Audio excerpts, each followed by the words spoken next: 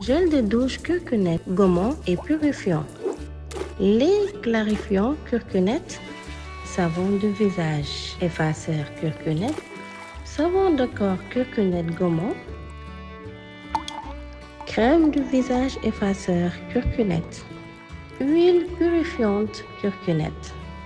Lotion exfoliant Curcunette. Vous voulez le meilleur pour votre corps? Optez pour la gamme Curcunette. Vous allez avoir un teint radieuse, éclatante et brillante. La gamme Curcunette, le meilleur choix.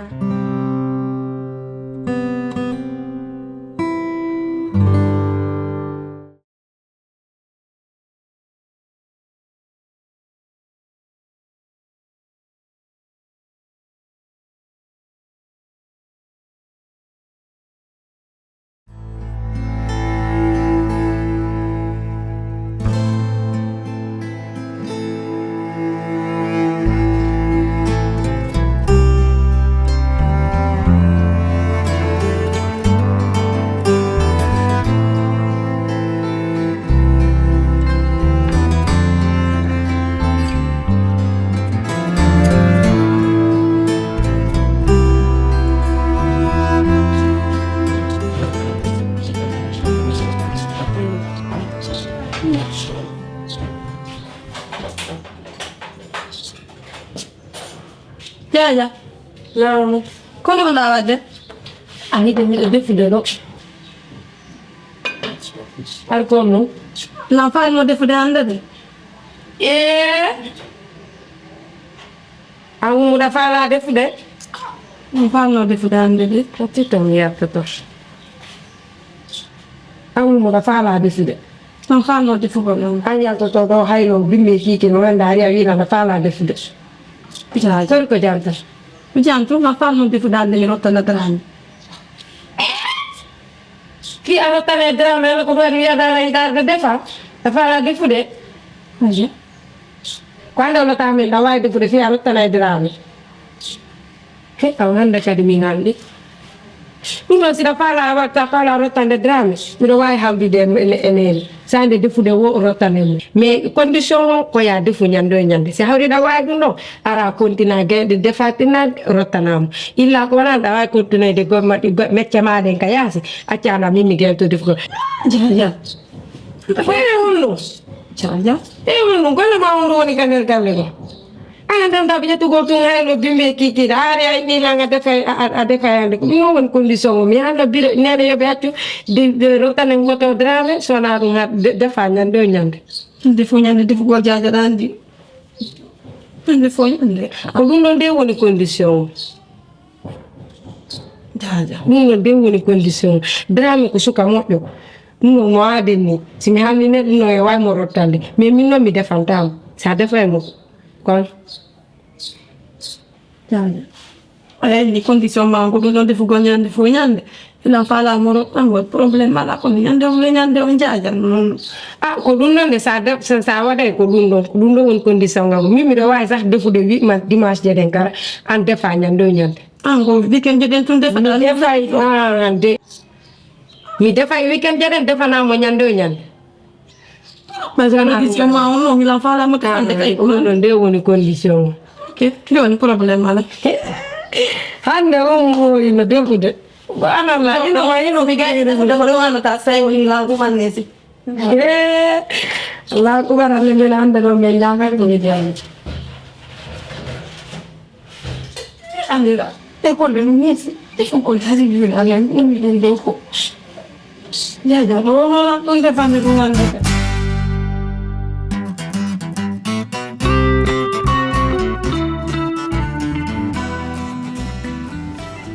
Assalamualaikum. Drame. Monoi. Hari mindari la ngola mi rum. Joni ni gel. Bilal mi wela ma moktana.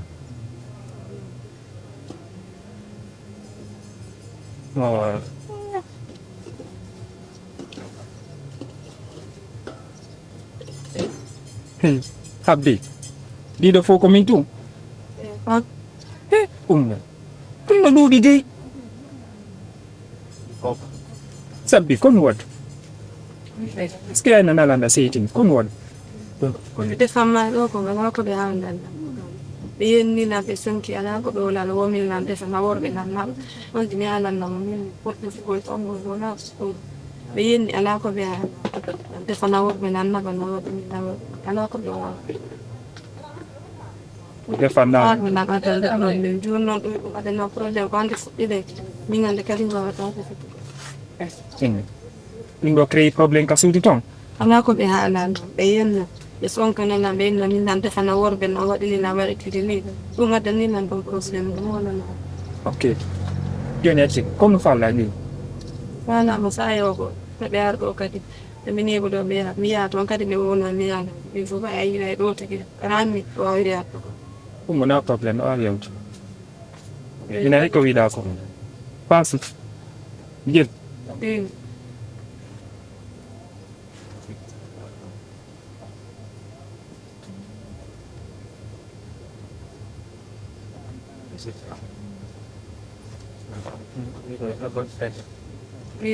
ok merci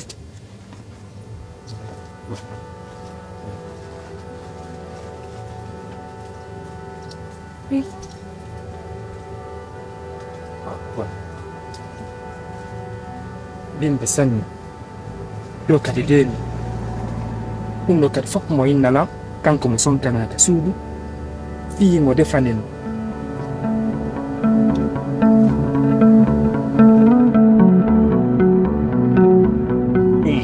naw mi anda siɗan tigti ko fiyo noon ne yewtugol fiimi wona on ɗum ni mais ta yejjutu ko a adenje mo mi duwa jewngol a faami hande no mba Allah waɗi yaariɗa ɗo fof simi watama suudu ma mi stikalama ok ɗa andi ko woni hakkude meɗen kon enen ɗiɗo ko fii dewgal na fii ko boni kono a waɗi piwum tenantama kon piwum noon ko welallam ɗum ni ila andidirɗen mi ɗuɗama landagol service mais mi landike ma service goto mo waɗana allan mi tawi ɗum ɗon mi wata marangol makko ma mi haalani service on ɗum ni ummula wama inde ya defanam addananam komi ñaami saloɗa mi salaki drame andi honum famata mi andi minen ko amen mawɓe am ɓe jaɓata defana gorko jananoɓe ɓe anda defa ƴetta ko defuɗa ko yaltina ko gande ɓe jaɓata ɗum ɗen ni ka wonɗa ɗum hakkude maɗa e Allah mbiroma hino andina baabe ma hino andina jaaja ma hino andina fami mo on foppu ka suudu ala mo andala ilale kadi andidirɗen fuɗɗiɗe yewtugol sika ka respect teddugal miɗo jonni ɗum ɗon fami mo mais ansi a inni ɗo ko kamɓe ampesatama fiya defu addanalam min na wowli tun kona toni mais kono ɗum ɗon fof yo waalo maya to ila andidirɗen fuɗɗiɗe yewtugol mi waɗi remarque ji buyi e maɗa mi tawɗin noon mi wata accugol ha tuma nde natuɗa ka awo mi haalanamaɗi ko ma fewn ɗo mi haalanamaɗi kisan ɗum noon ko ano hon ɗum ni ka wonɗa ɗo paɗe ma silan ni ko mi sooda coñci ma ko mi sodata si a moroto ko mi sodata kala ka yata wum a noddanan Dramé jonnan transport faami an ka wonɗa ɗo ƴettugol téléphone ma noddalam hiwrolam ma waɗalan surprise jamais a waɗata mi yey kadi ɗa connecti Facebook mi windanama mi landama ko fiyonu an hatta windanala innala no andi connexion jandi lanni faami min mi sikkay koye piyoy ɗon ko piyoy ɗo koye aronkatala waɗande mi daari mi tawi an on par ce que ɓenni piijini fof kaka fuɗɗode joni noon hampilan innuɗa a innayi lan a landoto lan ɗo piyoy walla a yiiri lan comportement mo andanda warema komin mi landotoma coggu paɗe mi landotoma coggu toñ happi mi haalnama an yiɗa faala lan jombude joni an sa jom mbilan koko sittuɗa ɗo fof ay sodangol nan koto ne sodangol nan paɗe coñci sa joni mbinan kombo watta ɗum ɗo wona watta ɗum ɗo mais on mabo miyatama piiw goto ɗo woodi piiji goo ko si a naati c'est vrai mais noon ɗo woodi piiji goo kadi avant que a naatude si ɗi ronki wadde fewn ɗo min nay haray nda ko wawata marché de fi affaire dewgal hakkundeji meɗen acciren ni non ta waɗan ɗum fi Allah ta waɗan ɗum fi Allah ko mi yiɗi fi Allah ta waɗan fi alɗaɗi taki oɗo fi ko wonoɗa ga ayni ka en accirni a hulɓinila alami komi gorko na mi debbo est ce que aɗa famde mi waɗata piwum hara mi miijitaki mami mi daran fimu ta waɗan ɗum fi Allah non hewta ya ta waɗan ɗum hankadi fi Allah mi tolkene mi jejjimo immo yaha waɗa ɗum ye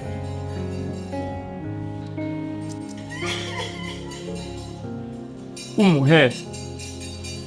immo ya immo modi yaw wulre ta waɗan ɗum fi Allah fe na fatunde mi haalanno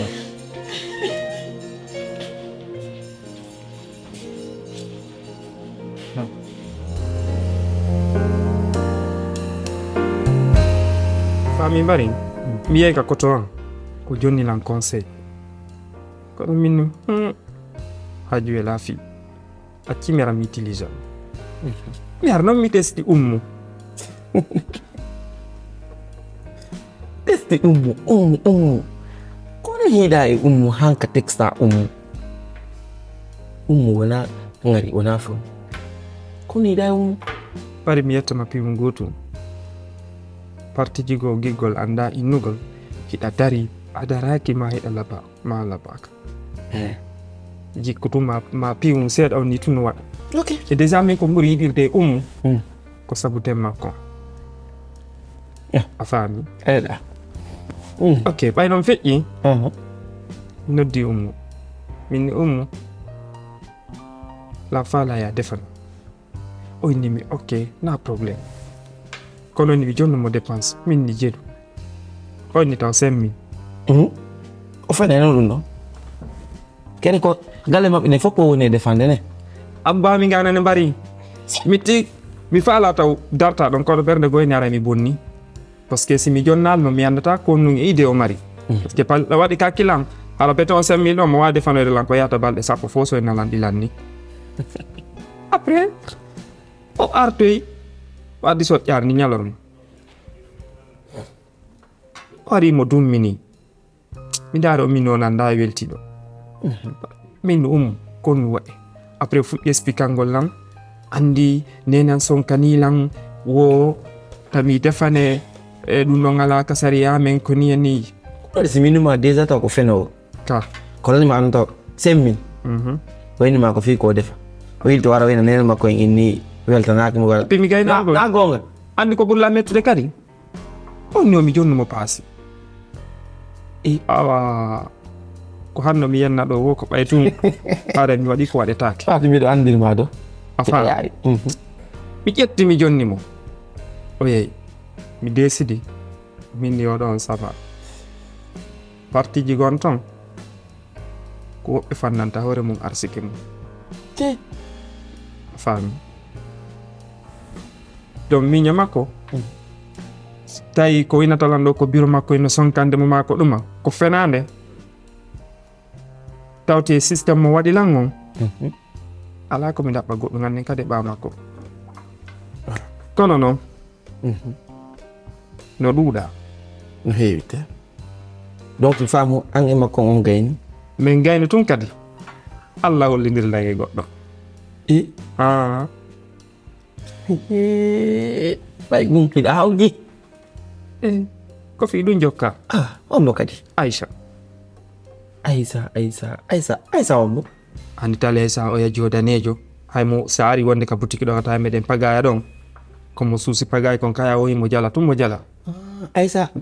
danejo o juuti ɗon omo fonwa brame ko ɗum mi andirma ay o ɗan wallin fi makko complète non mi walli ni oɗo Mhm. nangu an satta so aku hasila imo laba ka imo rawni ka o jogii forme ka ɓernde kam woltaki kono mari ko feƴƴiniɗa ko mbawa seeɗa acci mi jonna tan gokkun hakkude e ŋewɗo kadi nam kay seeɗo kay ndara mais sikka noon oɗo mo wayri noon quoi kono haji wela fi tum andantako essaye ndara moƴƴe sul voilà et puis madidi kade koy fittt birame an ko holno mi wowlantama fi kadi on wallinanan tuta landanan fi kadi ko fes walli fiyon ɗum noon on waɗma ko si en yewten hakkunde men Comme waɗi fi kadi anda ko waɗi walli sen film noon c'est bon miɗo wiide a jahara ko min dame sen fi kadi on ɓilla fala mala ngalde de hakkude ngalla noon guy madidi e a yiɗoto kawmu a yiɗoto kawmu no fi yeggito fi to mi kay yigoto fi kadi sen fi noon wagosi ko moƴƴa gasi ɗomin moƴƴa lagande ɗo na be kam bonni kadi few kam bonni mo malgré nangen no wuuli mais andi wonde yawgol gonga ɓe ka woɗɗiti seeɗa ara no moƴƴa quoi ayino bon Aïssa sa mi noddima ɗo en tout cas ko sabu fiye yewtu mi noddirma ko ɗum ittirɗalan ko amin gadduɗalan han ɗo o way ko sabu ɗum mi ittirma kam moɗon mi adduma ha ɗo ok min kadi koko nodduɗalan kon saharila yaade ni golle voilà bon wolugol ko faala wona ella a faami par ce que ɗum ɗon no ɓuuri a faalede ronka wolugol faɗa sa mi noddima ɗo na hande andidirɗen na hande kadi wattuɗa yawgo sodanalan piiji ka boutique kam woni gollugol ɗon kono mi daari mi tawi jikku ma on safe no seedi e jikku rewɓe goo buy comme honɗum donc simi faami ko yiɗa yan ko ga yalɗum e rewɓe goo way ka tigi tigi ilan faalama fi dewgal sunna e farilla fi dewgal faalaɗalan donc simi faami ko ɗum ittirɗalan ko amin gadduɗalan han ɗo alhamdoulillahi rabbil alamina ko ɗum kadi mi ɗaɓɓayno par ce que ko inna sa innama debbo ko dewgal ngal way valeur debbo ko dewgal simi golliyam woni milliardaire mi alaka dewgal ko zéro alhamdulillah so tawi aɗa ena allan hara min kadi miɗo yiɗuma siko fi dewgal e kadi hande ari mi fuɗɗino ko yewdugolle goɗɗo goo fi dewgal mais yewtuno ha certain niveau min accirini min e makko couple ma anno nga fuɗɗiti addude a haala wonda e goɗɗo combien de temps ɗo wondi sela on ɗon innaɗa faalala min dewgal voilà sa mi wolanima ɓenni goɗɗo siɗa yiɗimo laaɓanmo taw a faami on ɗon mi ndaaru mi tawi wona o façon rewɓe ɓe mi faalaɓe abbimi landuma min ko yiɗa yan ko est ce que yonima way sa mi noddima ɗo komi adi yiwde kon e maɗa yonilan ko ɗon sigi noddumaɗo donc ko honɗum sabu honɗum waɗi ha sirtoɗa yon wondunoɗa ɗum non andi sagam mbay ɗum noon feƴƴi hakkude jamen min ko feƴƴi kon feƴƴi a faami mais kono il faut que mi expliquanama kadi moƴƴa par ce que nayi mi haalano ɗo tum faali an on mi ronkama expliquande no mi wonirino par ce que andande boutique kan dalan ɗon on boutique ɗon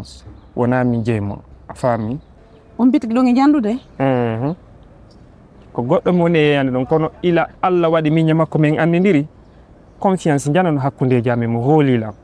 a faami par ce que ɗa andi kan noon fewndi fen ɗo goɗɗo ko hoolare ɗaɓɓata ko ɗum woni fi tagaɗo sa heeɓi hoolare hannden kadi piiji ɗi fof heɓe ala probléme donc aray tawi an ɗo joni sikka ala komi ala innaɗo ara ko sabu ɗum ɗo mara mi jomboyama ɗo naata naafiɗo ronka tawde no faaliraɗa noon andi no fara ko ella ay sa wonde neɗɗo goto kala e mon si sifaki a andata min kam mi wonɗo ni andan no mi way mi anda si a hooli kayiyatalan ɗo ni komi dawowo golla lewru wiyoɓe fi hon ɗum fino mi surrora min e famille an on par ce que biran ko min ɓe hoolori a faami mais so tawi ko dewgal faalaɗa jombugol lan a iwra e sengo mi iwra sengo wallidiren hay goto heɓaka no mari jawdi ko Allah okkata te jawdi aduna ko hay fus vraiment ɓaynam fino mi weltike moƴƴa komin ɓuuri weltade awa ɗo joni mi wawa e hotugol ka suudu hara ɓerdande no welti hande noon min hande ko jour goo ka wallahi so tawima Allah woni wako wonɗa fotte goɗɗo nimo faalama hayso ko walowo e yaasa jaaɓu valeur debbo o ka dewgal mi andi a fuɗɗi kalam famde joni ɓandi nangue no wuli seeɗa kere ɗum netti mi falano ɗumanno kono ko tortoɗen Allah ko yo Allah walanno moƴƴina ngel ɗiji ɗi debbo ɓe ko ɗum tori Allah dewgal ngal